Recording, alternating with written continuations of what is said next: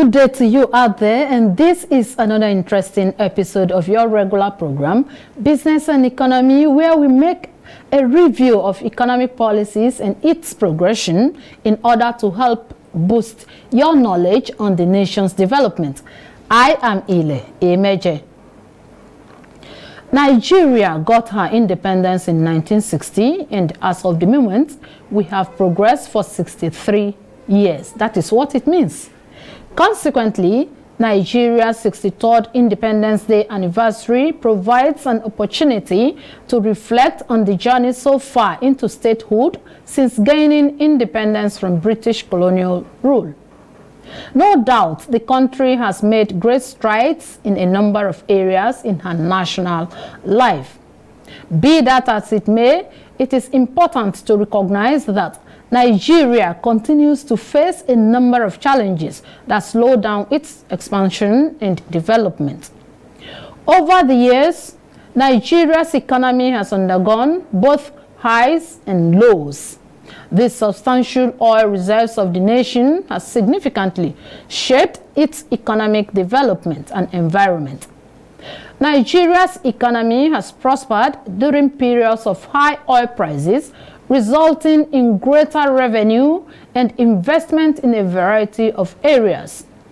However, the economy is now more susceptible to changes in the price of oil due to this dependency on it, which has become a major cog in the wheel of progress. The efforts to diversify the economy and lessen the nation's dependency on oil are among its significant accomplishments.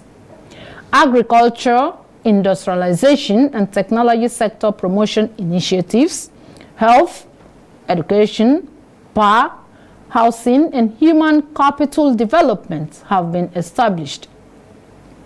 Meanwhile, development in these fields are yet to yield the much desired result that we all longed for.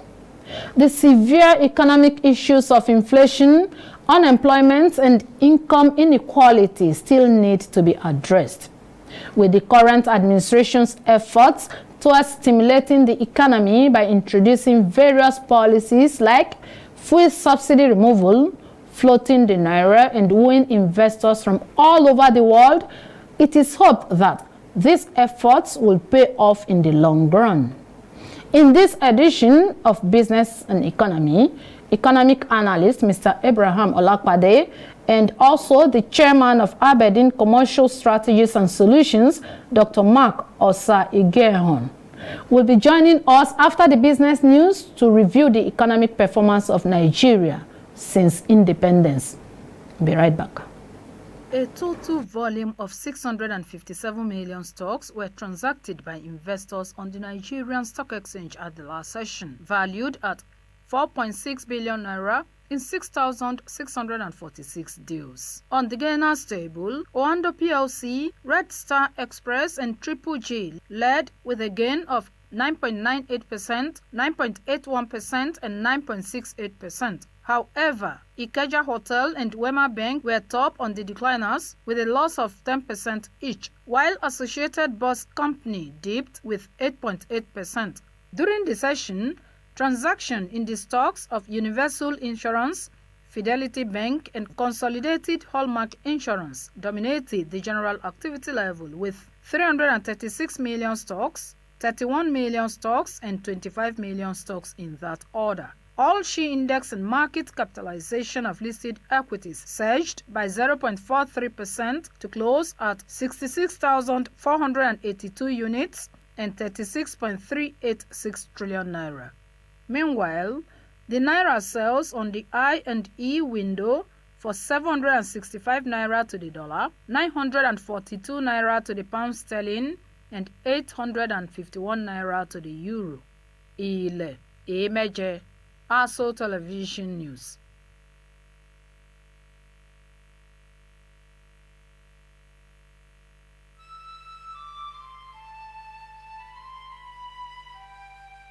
We are a nation blessed with people of diverse cultures, religions, languages, and opinions. It is ironic that we are now being ripped apart by our greatest strength, our diversity. We have allowed intolerance, insensitivity, bigotry, and nepotism to blind our vision of the greatness we can achieve working together as one. We may not have the same culture, nor religion, nor language, but we all belong to the same nation by the divine will of God. We did not choose to be Nigerians. Nigeria chose us. This nation is our divine heritage, and if we open our eyes, we would realize that what divides us pales in comparison to what unites us. And by the comparison and conciliation of our differences, we will grow until our differences disappear. Our unity cannot be willed by mere declarations, nor do we get unity by ignoring the questions that beg for answers. We must celebrate our diversity and debate our differences without fracturing our unity. Our strength is not in our numbers, but in our unity, because even the weak become strong when united. Nigeria unite. This message is brought to you by Abuja Broadcasting Corporation, owners and operators of ASO Radio 93.5 FM Abuja, ASO Television DSTV Channel 392, Star Times Terrestrial Channel 127, Free TV Channel 507, People's TV Channel 285, and UHF Channel 38.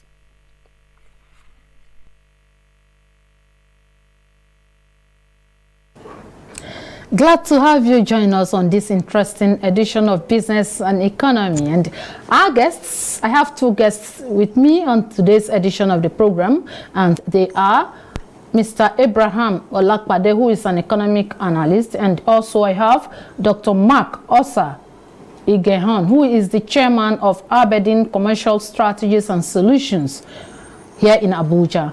Mr. Abraham, you're welcome to the program. It's my pleasure to be here. All right. Doctor, I want to thank you for honoring our invitation to come on to this edition of the program. Thank you for the opportunity. All right.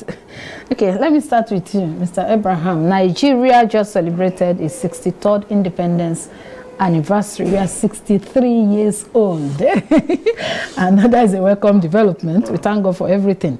How has the economy fared generally in the last 63 years, considering the macroeconomic indicators like inflation, employment, exchange rate, the growth in education, health, power, housing development, and general infrastructure like roads, water supply, and the rest of it? If we really want to go into this, we might have to use maybe a month to go to take it one after the other. Maybe we'll be taking it section by section 1, 2, and the rest. Just for the sake of our time, we just have to summarize it and go to the key point. Yeah. You know, during the last week was the anniversary. Yeah. Many people, I read many reports, they were too appalling. They were not on the social media about people saying there's nothing to celebrate and all these things. So? Yes, many people have the opinion that there is nothing to celebrate, this, that. It's true, we are not where we should be. That's the truth. But we are not where we used to be. We, compared to many nations, especially the Asian tigers, Singapore, Malaysia, all these Asian countries that got the independence almost at the same time that we had our own, they've gone ahead of us. Even India got theirs in 1947, just 13 years difference with their population, and they've gone ahead of us. They were in poverty before, now they've left it for us. They've moved on. So if we look at it like that, we'll say there's nothing to celebrate. But if we look at where we had independence, we'll see that we've made giant strides, though it's not enough. At independence, how many medical doctors do we have in Nigeria? We have less than 200. Today, one institution is producing more than 200. Our population at independence was around 45 million. So today our population is more than 200 million. That's times 5 of what we have. So even if you look at this, vis-a-vis, times 5, okay, at independence we have less than 200 medical doctors. Now, today, one institution is producing more than 200 per year. One institution, okay. Federal institutions. Now, if it means that the patient to doctor to patient ratio today is far better than what we had in 1960, though we are not where we ought to be. If you look at how many was the road network of Nigeria in 1960, that was around less than 50,000 kilometers of road network. Today we have more than 185,000. There was no, I don't think there was any Nigerian pilot in 1960. We know how many we have today. So how many aviation do we have? We are just 2 at independent. One, yes, aviation, just 2. University of Ibadan, Yaba, just 1 university. University of Ibadan. Today, we have more than close to 200 universities in Nigeria. Today, the federal government has university in not every state in this country. So not to talk about different tertiary institutions. So if we look at some indices, we'll see that yes, we are not where we ought to be compared to many countries that have our potentials and what they have. So now if we look at the inflation at independence, our inflation was around 5%. That's within 60 to 70. When we moved to 70 to 80, it rose to 10%. So when the military took over, 80s coming down, it was bad. Even up to 1999, average was more than 20, 30. It was hovering around that. When we came back in Fourth Republic, it was around 6%. 2012 moved to 12%, and now we are at 25%. So you will see that if we look at it from that angle, you see we've not done well. So for those people that are saying we've not done well, they are looking at that angle. Yes, it's a mixed thing. That's what I'm trying to say. So if we look at the economy at independence, it was fully agricultural agro-economy. All it was discovered just 2 years before independence, 1958. So if we by the time we moved to we fought a bitter civil war, and we didn't borrow a dime. Even all through the civil war, to fight that civil war, we didn't borrow a dime. So after the civil war, we went into oil started bringing in a lot of money. It was mismanaged. We didn't manage it well. So we tried to go back to agriculture, Operation Feed the Nation, 76, 77 to 79. The Green Revolution, 79 to 84. So that will bring us back to agriculture, so that we'll not be dependent on oil. We've not been able to achieve that up till now, because 70% of our revenue is still coming from oil. We're still likely dependent on oil and many things. And what is fueling this, our inflation, has just been, is not people say, yes, the inflation is too much money chasing few goods. But the truth is that ours is by deflation. What is causing our own is what I'm going to call cost push. Yeah, there are two types of inflation: yes. Demand pull and cost push. Our own is cost push, because what has been fueling inflation is just basically 2 things. Devaluation of our currency every time. Why? Because our import is more than our export. We have a large gap in balance of trade. So we don't have, so we have to continue to devalue, because we cannot meet up. Our forest earning cannot meet up with our importation. So we have to continue to devalue our currency. Also, our revenue generation is not up to what we are spending. So also devaluation also will help us also to have more money to spend. So definitely a country that is import dependent, so definitely everything will go up. And another thing that is fueling inflation is also fuel. Or it's not only Nigeria. Every economy around the world is based on power, energy. Every economy around the world. So, and if you look at it, every time we'll be increasing the price of fuel, because our local refineries are not working. So we don't have any shock absorber. So once anything goes wrong with our dollar, or anything goes on in the international market, we don't have reserve, we don't have shock absorber, local refinery, anything. It affects the price of our energy. So it goes up. So it has been fueling our inflation. So we've not been able to get that right. So we've not also been able to, our economy also at the independence was largely a socialist economy, which I mean that the tools of production was in the hand of the government. So, but they told us that we should try to liberalize open market regulation. Yes, that was the advice they gave to us. When we started struggling in 70s to 80s, we are in so much debt. So by the late 80s, we have no option We need to borrow more. Our creditors, they look at our balance book. You are not credit worthy because you are not earning enough. So you need to free some of your assets. You need to free some of your system of production, some of your tools of production, so that you can have more money to service your debt and everything. So we need to go that way, the regulation and everything. So we begin to bring in more of capitalism. So by early 80s, coming to 90s, we have mixed economy. So we are trying now to shift more towards capitalism. So everything in Nigeria today, government, I don't think government controls anything. So tickle down economy. Yeah, you can say government does not control. Yes, I said yes, in the economy. Government, what does the government control in the economy? We provide at least an enabling environment. I know what I'm saying is that the system of production, nothing. The power, nothing. You have to pay for everything, even the water you drink, nothing. No, government is at but tickle the economy has been a very big problem. This tickle the economy, because we are just trying to, a man with one leg, we are trying to compete with people with 4 legs. So ours is 63 years of independence. We're trying to compete with US, UK, and all this that have gone through a lot of stages that we have not gone through. We can't just transition from socialism to capitalism like that. No, it's going to cause a lot of problem, and that is what is happening today. The distance, the gap between the haves and the have-nots is increasing. The middle class is totally gone, because we didn't think all these things through. We just thought that it's going to be easy. Just let government remove their hands and deregulate open market. One invisible hand is going to balance it. No, it doesn't work like that. There is no nation that really does what we call this free market. There is no nation. It's only academic. It's academic exercise. That's why you see that nations like the United States, they give subsidy. Look at what Donald Trump did when he was the president of the United States. He need to bring back Apple and many companies of many United States companies that were producing in China because it was cheaper. He needed to bring them in, give them subsidy, give them tax breaks, waivers, and many things, so that they can produce conveniently and cheaper in the US. Understand? So we are not doing all those things, and we just talking about open market, free market, deregulation, what's it called, it, floating of currency. There is no country that even floats currency in the research of it. What it does is what we call dirty floating. What dirty floating means is that in the research of it, look as if you are floating it. You are not floating it. You instruct your your central bank when to buy and when to sell your currency.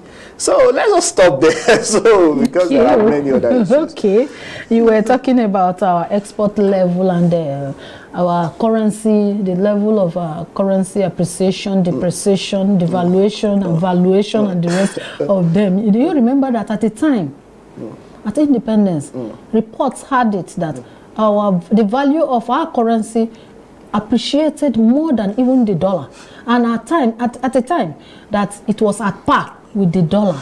When we were at the independence, we didn't have our own Nigerian currency. At 60, we were using the British pound sterling. Thereafter, it was in 73 that we introduced our Naira and Kobo, January 1, 1973. Naira so at that time, it was true. The pounds was just some Kobo more than the exchange rate was 1 Naira to maybe 1 pound and some Kobo, and we were stronger than the dollars. Yes, that was true. But we had things to back it up.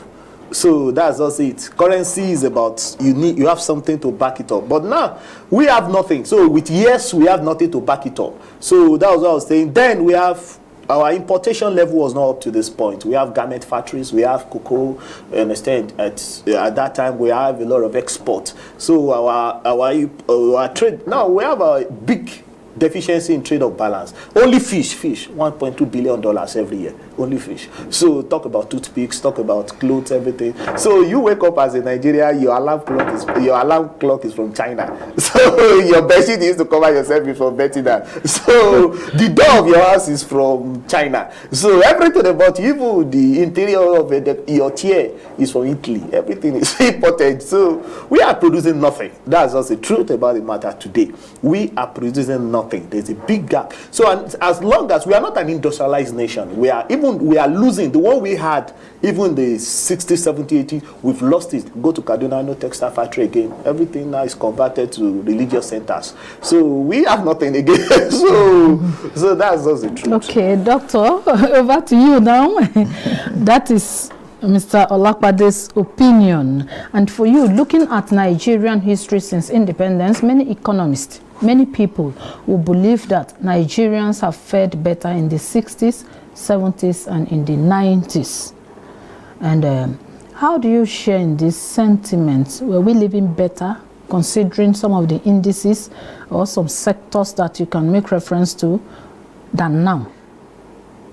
What is your own sentiment on this? Thank you very much. I think Nigeria's case is a case of our country's case is a case of, you know, two sides of one's coin. One side is we made a lot of progress, and on the other side we haven't made so much progress. Talk about the quality of life. I know that when I was growing up, we had a lot of roads, and I do a lot of work with the youth, and I sometimes apologize to them. When I was in university, my first year, we used to eat 50 kobo for the meal, and on Sunday you get this generation will not believe you. There are 3-course meals, you know, and so yes, there was a lot of if you like, quality of life to a large extent was more. It wasn't as if we had more money or people were richer, but just quality of life. But now when you look at it right now, I see a lot of missed opportunities, but which we now need to see as future opportunities. One of the biggest missed opportunity we missed was oil, petroleum. So when petroleum came, there's a principle called resource cost, which is most countries that get petroleum and mining is like lottery. When you win a big lottery, most of them end up with problems, like we have been. The first country that had it was actually Netherlands in 1959 when they got their gas. Suddenly, their exchange rate, their currency significantly increased in value, and so their exports decreased because their exports became very expensive. So it's not called a Dutch disease. So that is the reality of what most countries do. What many countries do, not most, many countries have followed the same path that we have followed, is to transform the oil or the minerals, whatever is that big new economy sector, and turn it to fuel the other side of the economy. So like Dubai, look at what they've done. They singularly have, Dubai didn't have much oil anyway compared to the other UAE states. Some of the other UAE states, what they did deliberately was, let's use the oil to produce another economy altogether, so that we are no longer dependent on the oil. So today, whether Dubai has oil or not is almost irrelevant, because now they depend a lot on their tourism, you know, and is a destination for people to come and set up, you know. So that's one missed opportunity, which I'm hoping that we'll take advantage going forward. That is, deliberately use the oil and gas to fuel other sectors deliberately as well too. As we're sitting right now, this is our biggest asset right now. It's oil and gas is our biggest asset, and that's another missed opportunity, because for the past, I mean, and so for the future, you know, that needs to be enhanced significantly. That's our solution. That's what you use what you have best, and we have that. We have a great number of what I call human capital. We are incredible. A lot of our people are all over the world, you know, being number 1, number 2 in so many places. So that's huge capital we have.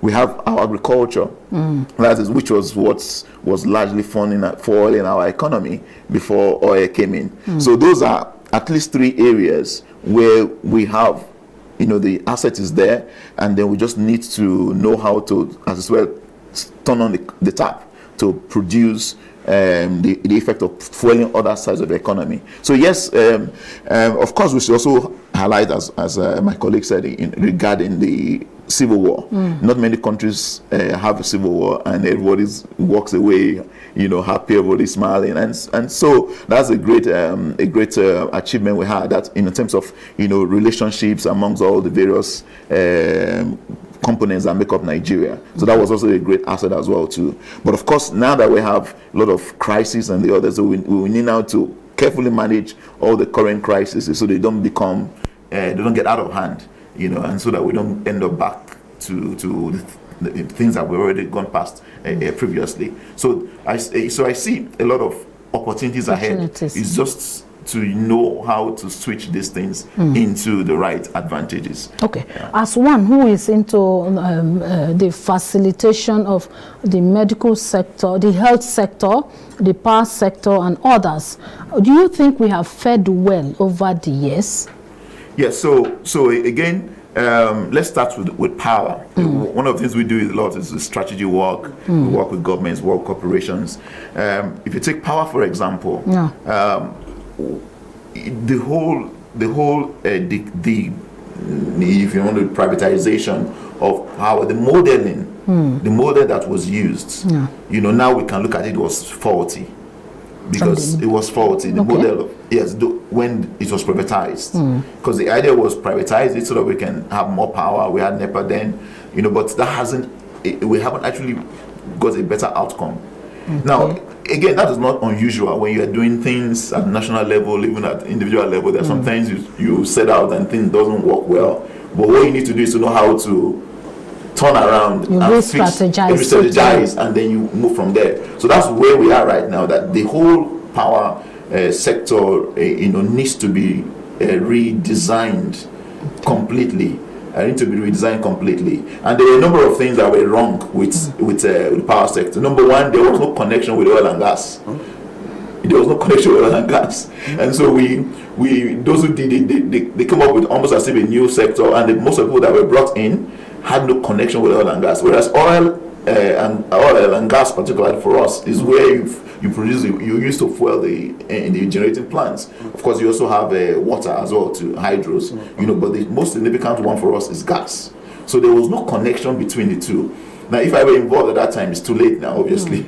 But would have said, you bring the power companies in. That's what other countries do that have done this thing, right? You bring the power company, you bring petroleum companies in, and then you use them to design the new solution. So you bring them as part of the incubation room, and then you now gradually mobilize the rest. So that's what happened. If you look at refineries, it was very interesting. Most people don't know this. The first refinery in Nigeria was the Port Harcourt refinery, and that refinery was an obligation that Shell had to give us the first refinery based on the concessions they had with the government in the 50s. That when you produce a certain number of oil, give us a refinery. So now imagine if we have done that with all the other licenses we're giving out. Today we would have so many refineries, we would have so many power plants. All we have to do is tell the oil companies, when for example, when you reach a certain production, give us a refinery, give us a power plant, give us this, and that's what would have solved the problem. And it's not too late. We can still do those things again. We're giving out licenses every day. Attach all those other the things that are so connected with the industry, attach them to those obligations, and we can solve this problem very, very, very quickly. It's a great opportunity waiting for us. Another one that is waiting for us also is the healthcare you mentioned. The health, because of our numbers are significant. A huge number, and then we also have the advantage that a lot of our youths, are significant in that proportion of numbers. And so therefore we need to solve the health problem. We need to become a destination for health solutions. Today, folks go to India a lot, and that's because India has built up their own. And India is very interesting because they have a mix of both the Western style medicine as well as traditional medicine, and they sort of have blended the two. So for us now, we are working with the Nigerian Natural Medicine Development Agency. This is public, so I can say that, to actually grow up our traditional medicine sector, the natural medicine sector, so that it can become significant in our country, but also in terms of the countries that do that very well.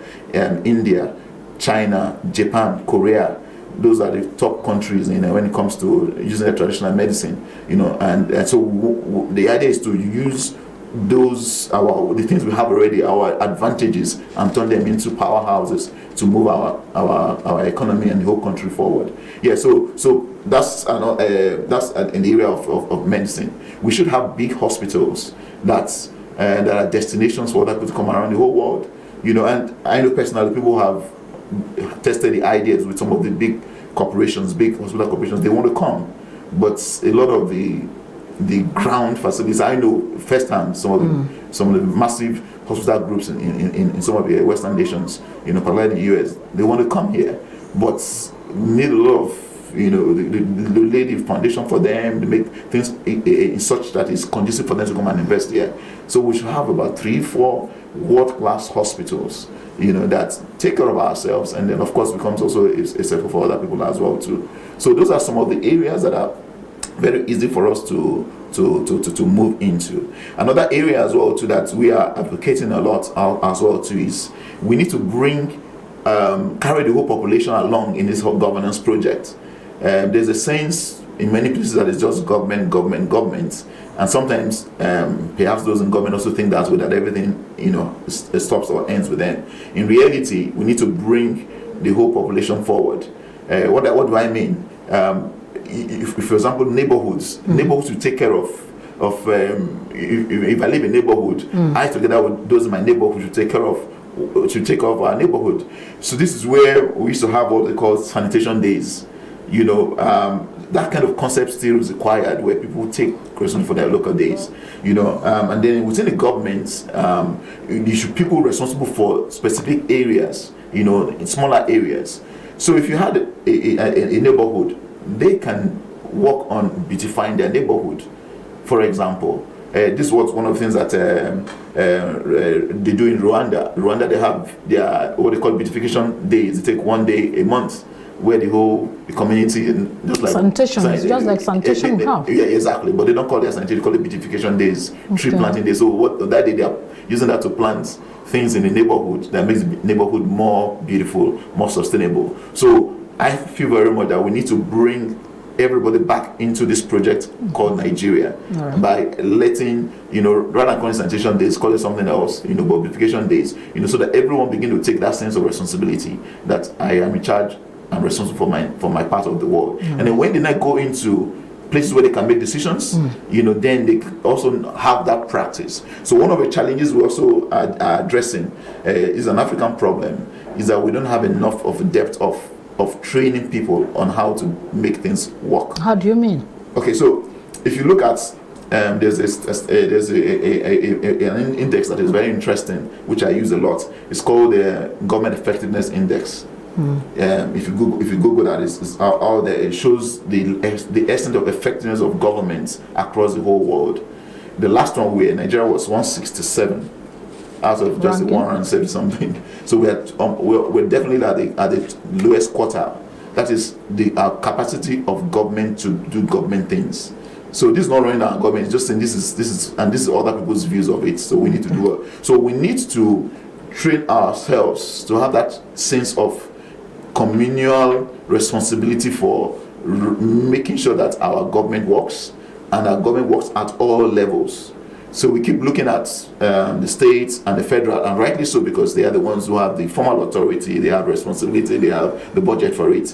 But we need to get to the point where people have different responsibilities. I mean, you see some of the old news videos, how in the old days, when people wanted to build a house in the village, everybody in the village comes together and helps somebody to build a communal effort. You see the roads, when they need to fix the road, everybody comes out and fix the road together. So we need to do that. If we do that, then when people go into government, they will keep that mindset, rather than thinking that somebody else will do it, somebody else will do it. All right. All right, Mr. Olapade, quickly, because of our time, let's take a quick look on the agricultural sector. Different administrations since independence have rolled several agri policies towards improving agricultural products that can lead to food sufficiency in Nigeria, like Operation Feed the Nation, Green Revolution, Fadama projects. How successful is this policy, and what will be your advice, because of our time, to the present administration? The truth is just that if you're building something on nothing, it cannot stand. Although I blame the military for most of Nigerians' wars. Not that the politicians are saints, but what I'm trying to say is this. Now we've had 35 years of democracy, 28 of military. Let's say the military didn't interrupt our democracy. I'm sure gradually we'll have moved beyond the level that we are now. But the military came, they truncated things, and we are starting our democracy again, all over again. And it takes time before democracy grows. It takes time. Now we just have 23, 24 years, that's what we are doing then. So now the only thing I would just say is that it's very obvious nothing has worked. Now you can't talk about food security, because food security is national security. We can't talk about food security as security first. Farmers can't go to the farm, so no evil policy you can talk about until evil people can go to the farm. We are part of this country, people can't go to the farm. They are part of this country. When you go and plant, you pay terrorists before you can go. You pay bandits to go to your farm. You pay bandits to. So if we don't even first solve security problem, you can't even talk about any policy. So what's your advice to the government? First, fix security if you want to fix food. Once you feed security, now we can begin to talk about mechanization, because our agriculture is still much at the subsistence level. Now talk about each local government, each district. Government can make all these machines available for these farmers. They can go and borrow. They just pay a token to maintain it. Government can make seedlings, input seedlings available. We have research institute. Government can partner with research, agricultural extension. There are many things that can be done that we can, because of our time. Maybe some other time we can go into it as a whole topic. Okay, so if you are to advise President Bola Ahmed Tinubu on agriculture and the development of Nigeria, your last word? If I'm going to advise him, but generally now, not just agriculture, now we issue artificial intelligence in the next 7 years is going to contribute $13.1 trillion to the GDP of the world. What is the percentage that will come to Nigeria from that? What is the percentage? No, they should. It's the government that should. How much percentage does the Nigeria government want to take? Now, if 13.1 trillion, there's nothing you can sell, there's nothing you can produce that can hand you that kind of money. So we need forward-thinking people who can think deep. Not, it's good you have to reward politicians, but let them seek out people who are clear-headed. People who can think and formulate policies. Let them just think outside of the box and look beyond their political settings to formulate policy for the government. That's what I'm just going to advise. All right, and Dr. Igahan, Wow. what would be your advice, especially in the health sector? Okay, so my advice is that we have great opportunities, great challenges, true, great problems, and where we are right now is not a very comfortable place. But I believe so much that I'm hoping that this government will be that government that will turn things around. If you look at history of nations, some nations have consistently just grown, but they also have some nations that didn't go so well, and then they turn things around. I mean, Rwanda, just around the corner, is a good example how they had so much genocide and everything else, but yet in a relatively short period of time, they've turned out to be a very successful country. I'll have Botswana, which has been the most successful African country from independence. So I'm hoping that this government will be the one that will transform Nigeria. All right, I want to thank both of you for coming on today's edition of the program. They have said that we have great opportunity, and although we are not where we are supposed to be, but we have made some progress, and bet we can do more. Dr.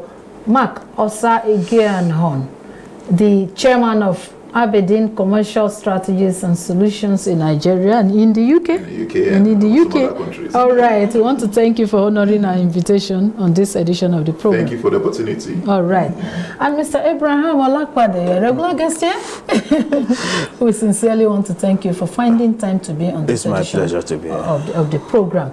And to you out there, our guests, our audience, we also sincerely want to appreciate you for branching off the program. I believe you have learned something, if nothing, that we have several opportunities to tap, and we need to support government policies so that Nigeria can enjoy its sustainable development. Have a blessings-filled week ahead.